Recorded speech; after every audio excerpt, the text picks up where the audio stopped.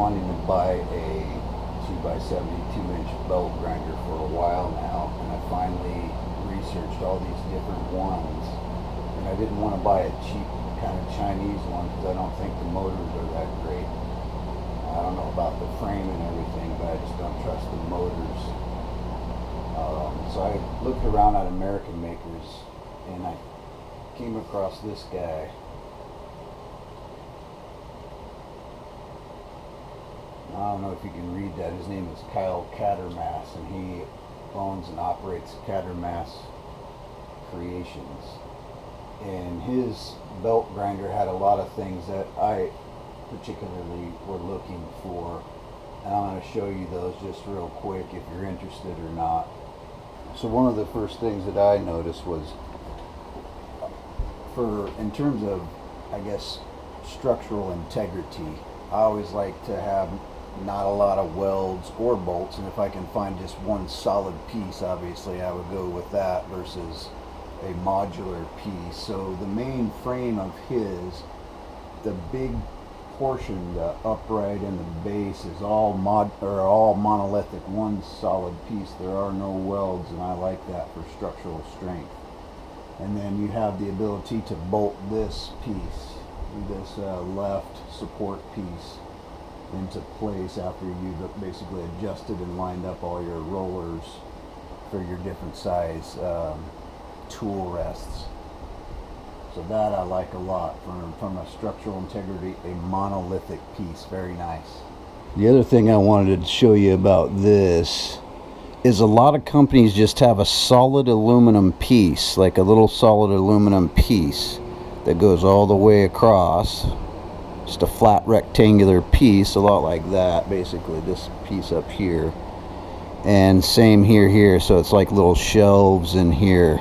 And what this guy has done is made these into circular, so not only from a weight perspective that helps out, obviously cut down on that mass, but when you have a flat surface going over a cylinder, basically was what these are, a circular surface, when you stick these things in there, that is smooth as ice. That rolls through there. There's not a lot of surface resistance because they're only touching here at these points, which are radiused because they're cylinders, and that is just a well designed and well thought out plan right there.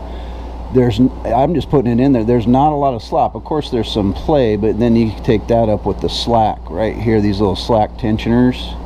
I put 2 of them in here. Just, you don't have to do that, you can just put 1 if you want, and then after that it doesn't move at all. So I really like that feature about it. Lighter weight and smarter. A flat surface rolling over a radius surface is smooth as ice, and you can kind of see that.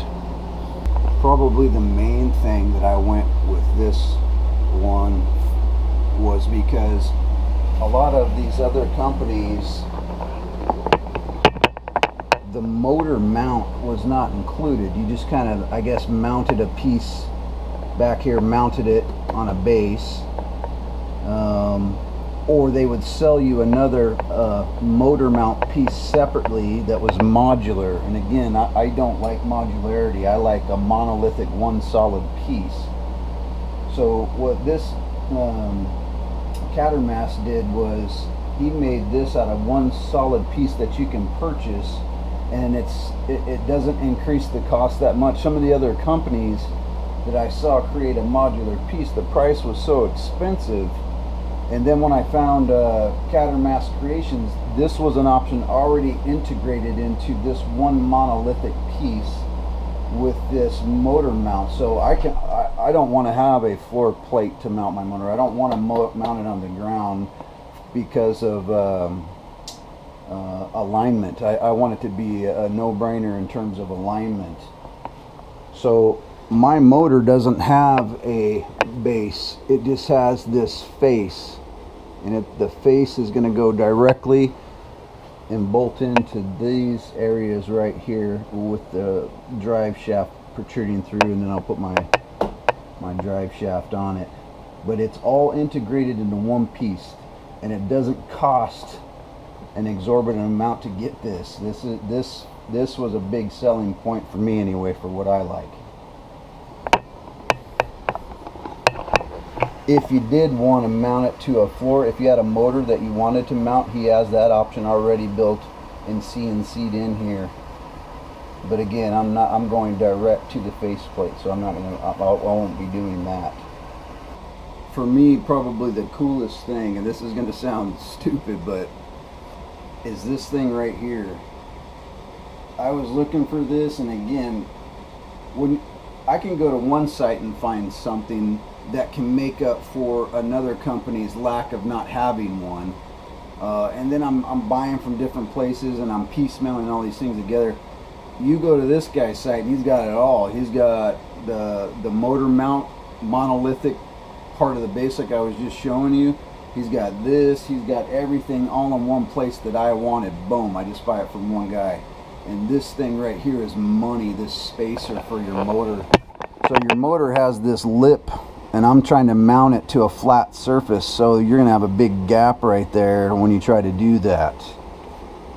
And then you stick this on there and no more gap. It's gonna sit flush up against that particular thing, and it's already on his website. Boom, it doesn't cost an exorbitant amount of money, and I can just get it direct from him. I know it fits. I know he's basically researched and developed it to know that it fits on his particular for the motors and on his frame. So I like being able to buy from one place that I know it already works, and I'm not guessing or piecemealing things together, so that spacer will allow my motor to essentially sit flat rather than gapped. And that is just awesome. Excellent idea, smart thinking on his part.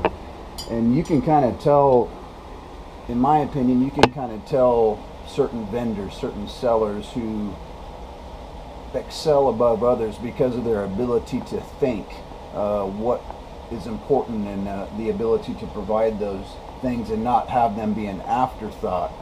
When I looked at his site and I looked at his product, there was a lot of thinking that went involved in that, and I appreciate that. This is smart.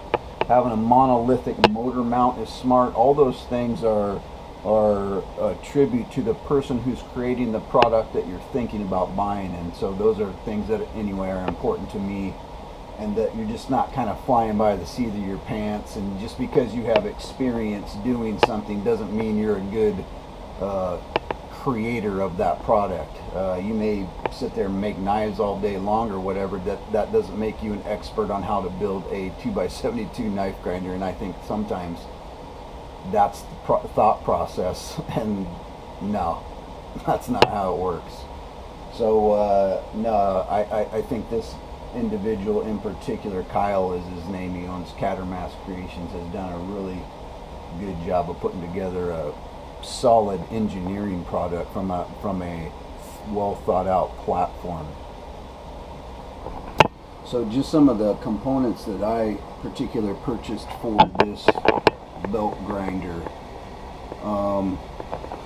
The cool thing about his platform here is he has these holes all ready to accept different types of mounts for whatever size or style of if you're using a variable frequency drive, basically to control your motor. So for those of you who don't know what a variable frequency drive is, welcome, because I don't know either, other than it's the only way. Essentially in your shop you probably don't have access to a three-phase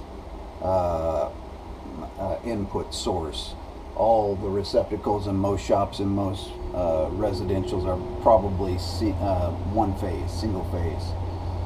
But the motor that you're going to use is going to be, in my case, a three-phase motor. So how do I convert single phase to three-phase? And so I use a variable frequency drive, and that's what this is. So I bought this one from K-Back, I guess is that's how I say it. So, but this motor is this is a 3 horsepower motor. It's a monster, and I need to be able to have this K-Back be capable of handling a 3 horsepower, but it can only input. So my power cord is only, this one right here is only single phase, And then my output to the motor, this cord right here, is going to be to 3-phase to the motor. And there's not a whole lot of options necessarily for that setup that I saw anyways, but this company has it. This is a K-back. It's a 29 and it's called a 1P. So it's about the only one that can do single phase and handle up to 3 horsepower. And so it fit the bill for me. So this is perfect. So this variable frequency drive, when I turn it up, it'll crank that shaft a lot faster. It'll give it more and more current, make it go faster. This is a double pole motor. So its RPMs are already almost 3,500. But this in combination with this and the main ingredient. So this is a 6-inch drive wheel. So if I went with the 4-inch drive wheel, I could make that thing spin 5,000 plus feet per second, I think is how it's measured. But if I put a larger drive wheel on it, a 6-inch, I can't even imagine. I'd have to do have to go back and look at the formula and do the math. But you're talking, 7,000-8,000 surface feet per minute, I think is how it is, and that is just screaming. But sometimes, like on some of these ceramic sanding belts, you need to be making that thing hum. That needs to be going fast for those ceramic belts to work efficiently. So that's kind of my setup, and I'll be quiet about it now. I'm going to go ahead and finish it up. I want to thank Kadrmas Creations. This is an awesome product. Again, I haven't ran it yet or whatever, but from the fit and finish, I can speak to that it's well thought out, well planned. It's nice. The only thing is sorry, but your paint job just didn't do it for me, so I had to I had to put my own paint job on it. So that's all right, because that's what I had planned anyway. So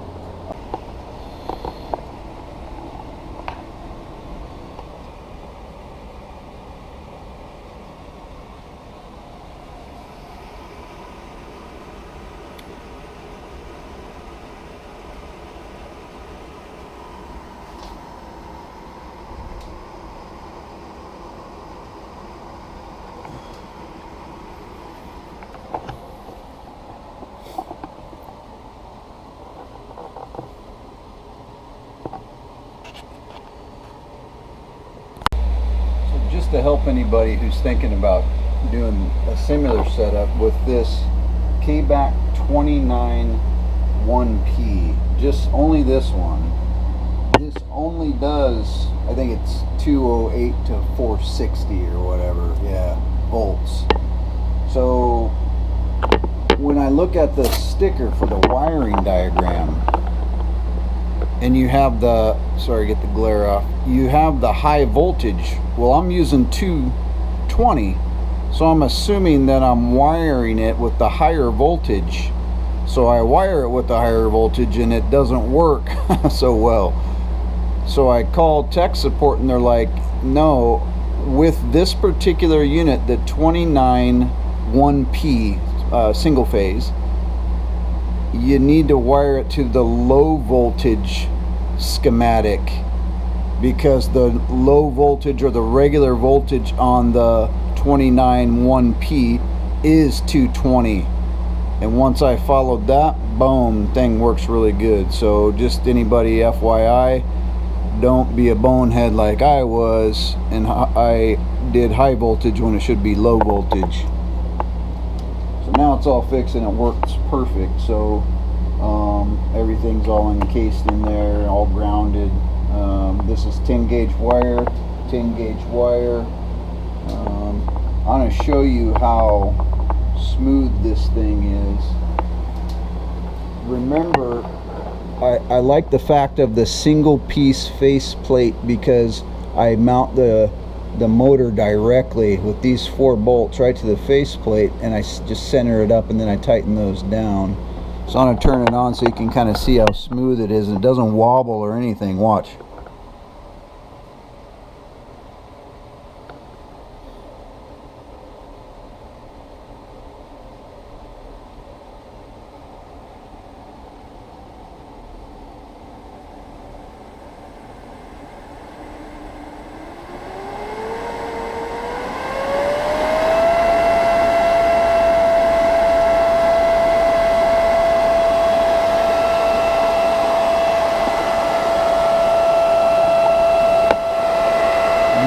see, that thing is smooth as ice. And this fan on this totally enclosed fan cooled motor, that's what this is. It's really blowing air across there to keep the motor cool. And so that's at 100%. It's a 60 hertz motor, so that's 100% of it. And then I can just back it off and that just shuts it down.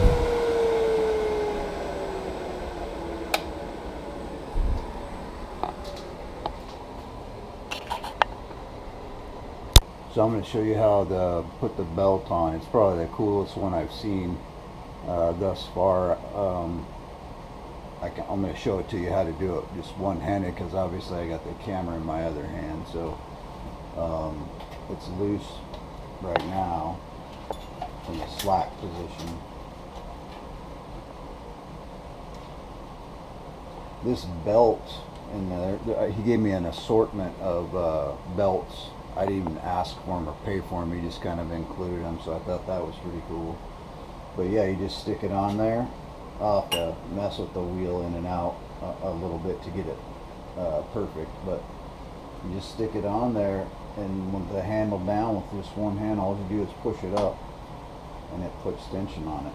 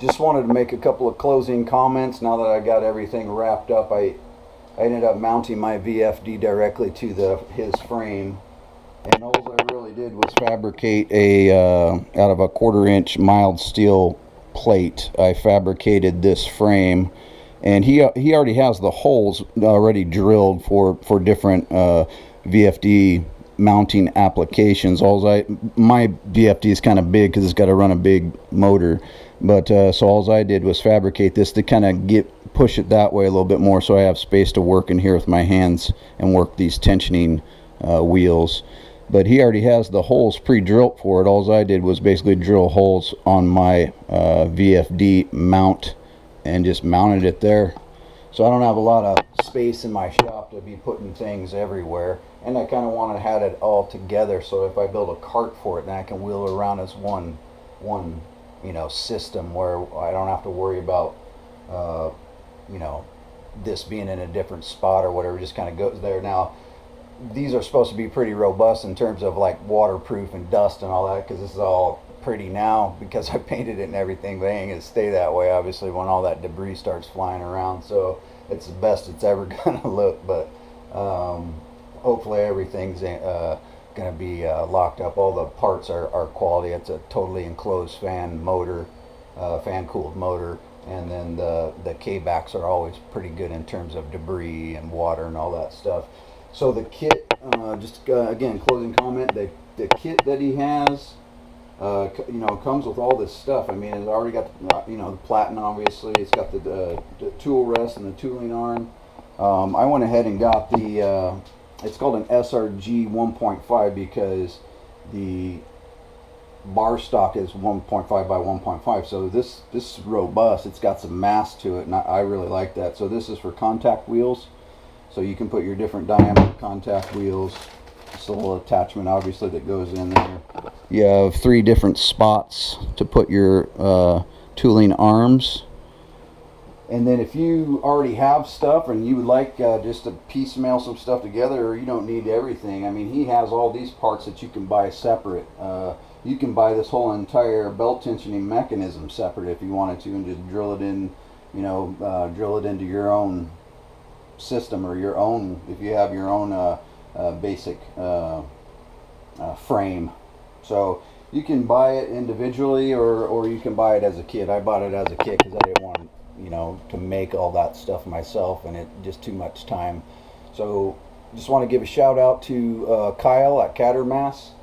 I don't work for those guys. I don't do reviews in general. I never review stuff, but this was something I thought was cool enough to review. I mean, this is a well thought out, well engineered product, and I appreciate the fact that you have an individual who has an entrepreneurial spirit and also has the mental capability of creating something of this quality. And I like to support guys like that. I don't like going to big box shops unless I'm picking up just general stuff. But if I want a good tool, especially something like this, and I can find somebody who has created something that's a quality product and has a good mind for it, I like to support those guys. And this particular product is well thought out, in my opinion, anyway. So I hope you guys will, if you're into looking for a 2x72 belt grinder, I hope you'll take a look at his website and see if there's something on there that you find interesting. Also on his website, he's got the whole entire abrasives. I mean, he has everything, ceramics, some zirconium belts, aluminum oxide felts, Scotch-Brite stuff, corkback stuff for finishing. Pretty much just about everything that you would need in terms of abrasive. So he's got that going for him. And the coolest thing ever is he does guns too. So he does a lot of custom, I guess, metal working on guns. And so that makes it even double cool, because think about it.